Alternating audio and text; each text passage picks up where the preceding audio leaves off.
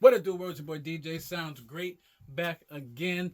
And we have a special guest in the house, David Givens. Woo! What's good, my guy? What's up? What's up, everybody? I'm David Givens. How you doing? Hey, tell us where you're from. I am from the beautiful town of Green Pond, South Carolina. That is in the low country of South Carolina. 843, what's up? Yeah. So how long you been doing music, man? This will be my 6th anniversary. 6 years. 6 years. What inspired you to start doing music? Besides loving listening to it, you know what I mean? I think what really inspired me to do music was my sister, my late sister, Cindy. She knew I loved to sing, and she really gave me like the kick in the pants I needed to move forward in my music career, as well as, you know, life doesn't wait. It doesn't wait for anybody. So either you're going to do it now, or you're going to live the rest of your life regretting that you should have done it. Amen to that. Amen to that. Yo, I'm not sure how many people know, but they're about to know. My guy, you have the voice of an angel, a god, and a whole deity wrapped in one, and then it comes out in a package delivered to your soul, and it just makes you want to cry and dance at the same time.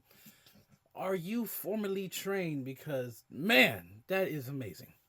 First off, thanks. Thank you. I'm blushing. I am semi-formally trained. Shout out to my voice coach, Misha Fair. I have been singing since I was 2. I've been in a lot of choirs and praise teams. I'm actually on a praise team right now. Shout out to New Covenant. And yeah, so could I consider it semi-formal training. Okay, cool. What's your favorite genre of music when it comes to singing, or are you not one of those artists that are boxed in, like you're fully versatile? That's hard.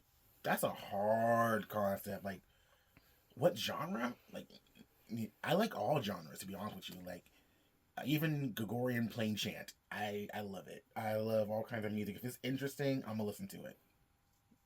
Okay. Has anyone ever heard Gregorian plain chant? No, I was about to ask you. Can you give me an example It's more of like what that is?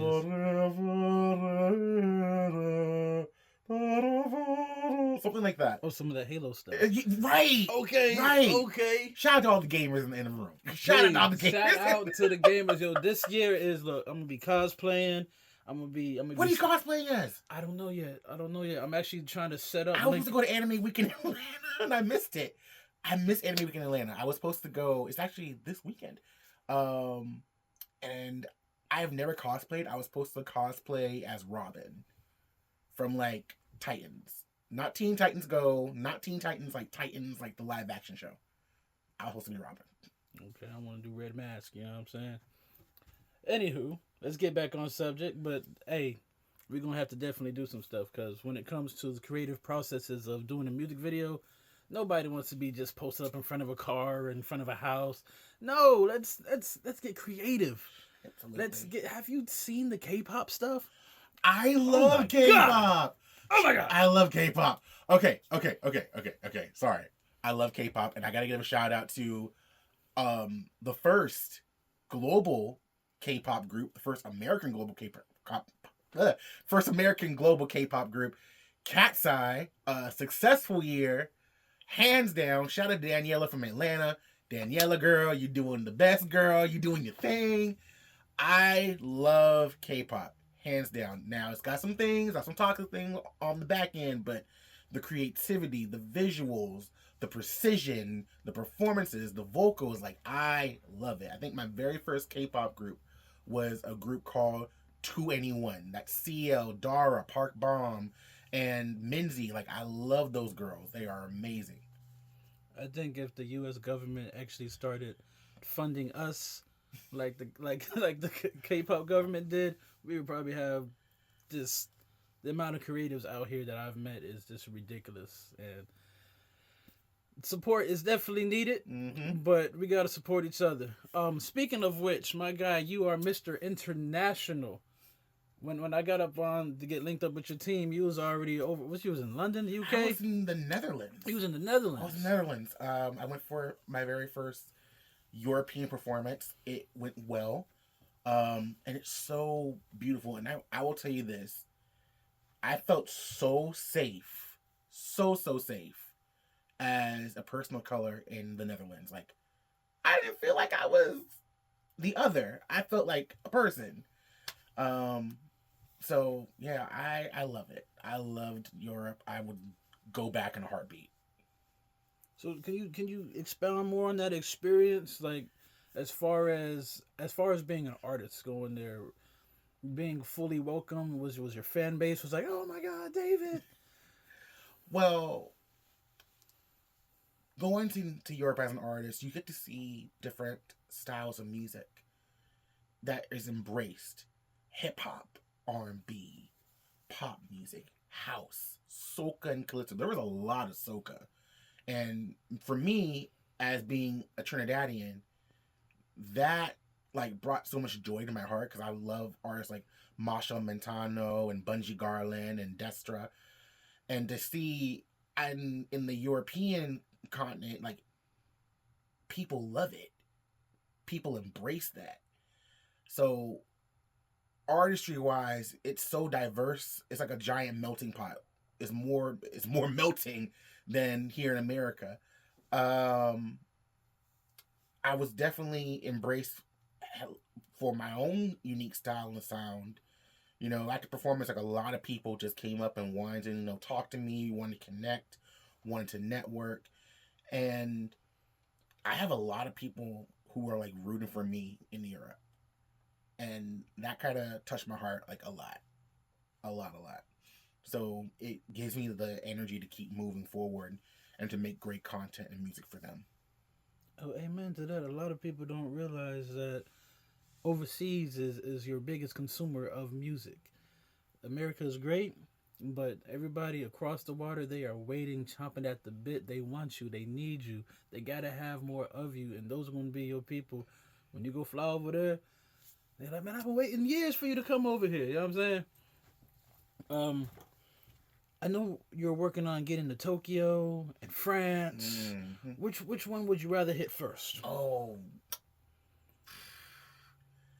I would. You know what? I'm gonna shoot. I'm gonna just say no to both. You know what I want to do first?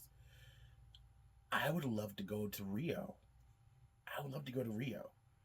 Um, why? Because there's such a hunger for music and artists, especially Western artists, to go down to Brazil, and I would love to do that. Do like a whole show in Brazil and just perform, and then hop over to Tokyo, then France. Well, I got my passport and the cameras is always ready.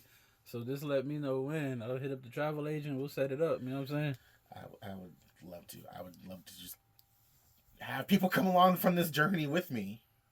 Because it is very aggy and tiring doing it all by yourself. Woo, tell me You can about do it. so much by yourself, but when you do reach a certain peak, a certain level, you're going to need a team.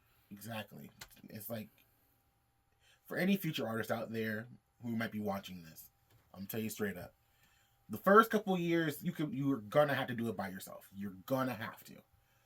But at a certain point, if you keep going through with this and you start seeing success and leveling up, you're gonna be outstretched. You're not gonna be able to do it by yourself. Get your friends. If you have friends who are good at fashion, friends who are good at producing, good at cameras, friends who are good with paperwork, because you definitely need someone who's good at paperwork. Yes, sir. Get them on your team. Make sure everyone has like a common goal that merges with each other, because you may be surprised that one goal mindset can go into so many different things. Get your friends. Well, what would you say to caveat off of that? What has been the biggest adversity that you faced so far as an artist during your 6 year journey? Not being understood. And what do you mean by that? Let me where I can word this properly. Not to say it how it is. Um, being where I'm from, you don't really see a lot of people like me who go into the genres and the spaces that I want to go into. You would mostly see them in hip hop. or R&B or gospel or soul, as I like to call them, the four black boxes. Whereas these are the boxes that the industry puts you in as a person of color. And lately you're seeing more people break out of those boxes, but you're starting, those boxes still exist. When I first started, I really tried to follow the norm. Like, okay, let's do R&B. Let's do this. And it didn't feel authentic. So when I took a break and I decided to come back, it was more like, I want to be authentic to me. I want to do house music. I want to do pop music. I want to do real stories from my own experiences. And when I started out, nobody really understood. Nobody understood who I was, what I was about, and they didn't want to understand. So that was one of the hardest things to just accept, is nobody's going to understand you until they see the full vision in its high and its peak. And then they say, oh, we get it now. And to be honest with you, it's not for them to understand. You do you and create the world and the universe that you want to create. And then when they start seeing that people outside of them gravitate towards it, they'll come along eventually. Yeah, make your own lane. Be the captain of your own fate. I dig it. I dig it completely. The crazy thing about those four boxes that you mentioned, just to make it, just to take it there, for us to be the originators of music, to be boxed in is just wild. Oh, absolutely. Because the whole Chuck Berry issue, Mm-hmm. give me another one. The king of rock and roll. Mm-hmm. He's been fighting for years. Mm-hmm. You know, and he still never got his just desserts to this day. And even now, with what Billboard put out as like the greatest pop stars of the 21st century, you're still seeing people trying to devalue or question the validation of, say, a Beyonce. Well, we all know Beyonce. Beyonce's been in the game for 30 plus years, counting with Destiny's Child, even 40 if you count in the 80s when she was just indie. And people still like, well, why is she number one? And it just feels like with people of color, and I don't want people to feel like this is a race thing just to discourage you. We have to work twice as hard to get even half. That's why I made this platform to essentially create our own lane. Because I'm not looking for validation from anybody else. I don't need your validation. I'll make my own platform, make my own award shows, make my own TV networks. It'll eventually be bound to happen that we have to do our own thing. Mm. That's a whole nother conversation for another day, because that could go on for years and years. But that's just the reality that we're in. Yeah. Get back to you, Mr. David. What is going on with you for 2025, man? Graduation. I'm in school. I'm wrapping up. Yeah. I'm wrapping up grad school, y'all. I've been in grad school this entire time while working on an album. I worked on an album while in grad school, and I just want to finish. I just want to finish it up. I graduate in the summer of 2025. And at the same time, I want to recharge. After dropping the project, I kind of just want to take that time out and find new experiences to grow my artistry. I want to train. I want to focus on my health. I want to focus on my mental health. I want to focus on becoming a better performer. And then when I pop out, I'm going to pop out. Sometimes you got to pop out and what? And show it. Yes, sir. Yes, sir. Hey, amen to that. And look, we are coming towards the end of this. Unfortunately, this is part one. All right? Because we're going to be following David throughout his career from this point on, okay? So this is not the first time you're going to see David on the Sinewave TV. No, but this will be the last that you will hear him on Inspire Radio. We're going to be following his journey to the tippity top. You know what I'm saying? But before we end this one right here, and I know it's so short and sweet because we're reeling you in, Mr. David Givens, can you please give us your socials? Sure. You can follow me at David's World 1898 on all social media platforms, including Blue Sky. Shout out to Blue Sky.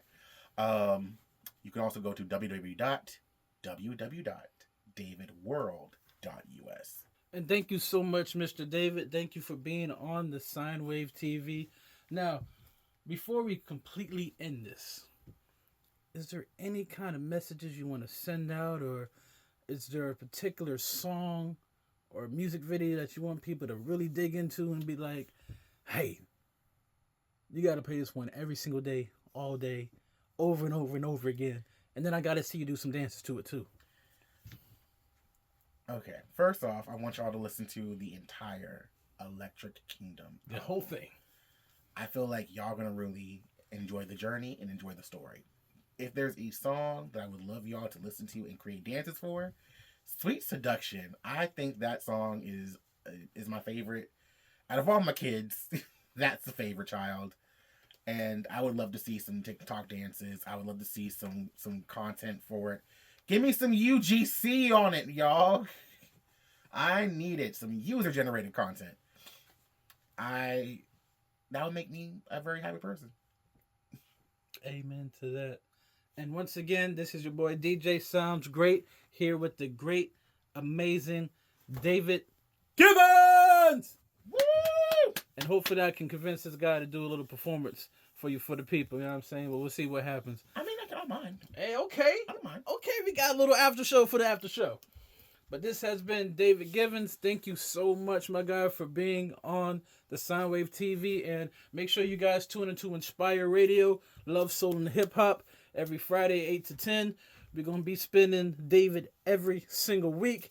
And then we're going to work a little something in there to get David spinning it every single day. You know what I'm saying? So, much love. DJ Sounds Great. Out.